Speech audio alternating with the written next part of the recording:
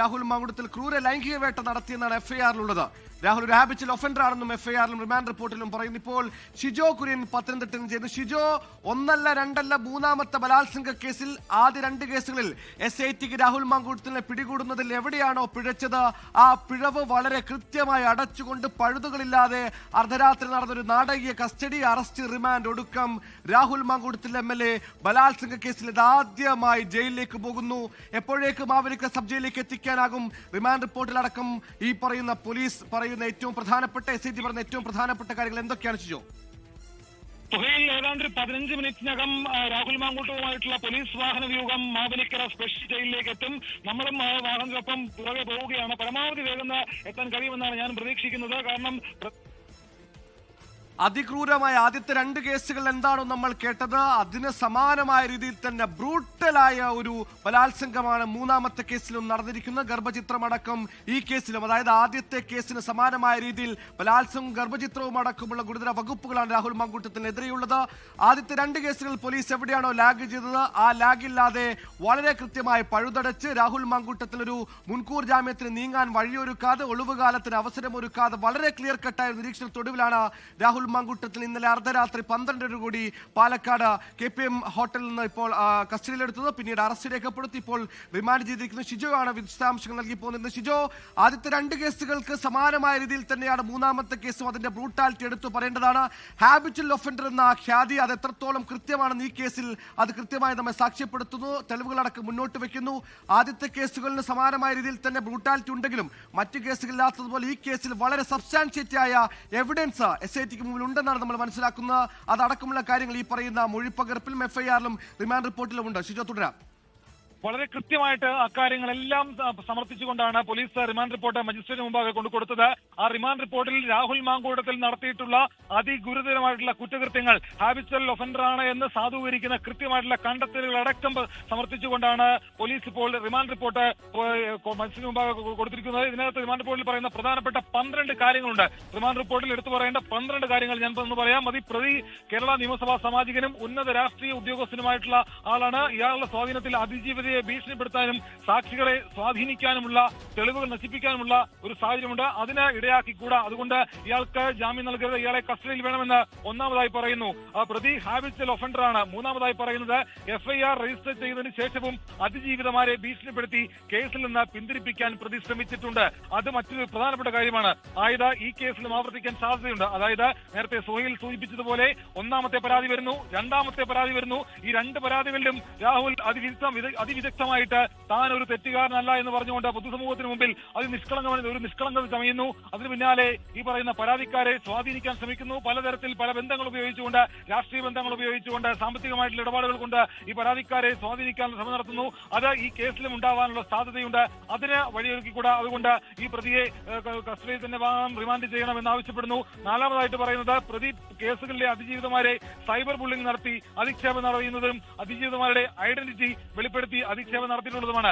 ഒന്നാമത്തെ കേസിലെ പരാതിക്കാരിയായിട്ടുള്ള അതിജീവിതയെ സമൂഹ മാധ്യമങ്ങളിലൂടെ അടക്കം രാഹുലിന്റെ അനുയായികളും രാഹുലും ഒക്കെ സൈബർ ബുള്ളിംഗ് നടത്തിയിട്ടുള്ളതാണ്. അവരുടെ ഐഡന്റിറ്റി വെളിപ്പെടുത്തിയിട്ടുള്ളതാണ്. അപ്പോൾ അത്തരത്തിൽ ഇവിടെയും അതിനുള്ളൊരു സാഹചര്യമുണ്ട്. ഈ മൂന്നാമത്തെ കേസിലെ പരാതിക്കാരി പോലീസിനോട് അങ്ങേയറ്റം താഴ്മയായിട്ട് അപേക്ഷിച്ച ഒരേ ഒരു കാര്യം, തന്റെ ഐഡന്റിറ്റി ഒരു തരത്തിലും പുറത്തു പോകരുത്, തനിക്ക് ഈ സമൂഹത്തിൽ ജീവിക്കേണ്ടതാണ്, അപ്പോൾ തന്റെ ഐഡന്റിറ്റി ഒരു തരത്തിലും പുറത്തു പോകരുതെന്ന് പോലീസിനോട് താണുകയാണ് അപേക്ഷിച്ച അതിജീവിതയെ സംരക്ഷിക്കേണ്ട ബാധ്യത അന്വേഷണ സംഘത്തിനുണ്ട്. അതുകൊണ്ട് തന്നെ ഈ രാഹുലിനെ ജാമ്യം കൊടുത്താൽ, രാഹുലിനെ പുറത്തേക്ക് വിട്ടാൽ അവരുടെ ഐഡന്റിറ്റി പുറത്തു പോകും, ഇരയുടെ ഐഡന്റിറ്റി പുറത്തു പോകും. അതിനിടയിൽ കൂടാ എന്നുള്ള കാര്യങ്ങൾ വളരെ കൃത്യമായിട്ട് റിമാൻഡ് റിപ്പോർട്ടിൽ പറയുന്നു. പ്രതിക്ക് ജാമ്യം അനുവദിച്ചാൽ അതിജീവിതമാരെ ജീവൻ അപായപ്പെടുത്താൻ സാധ്യതയുണ്ട്.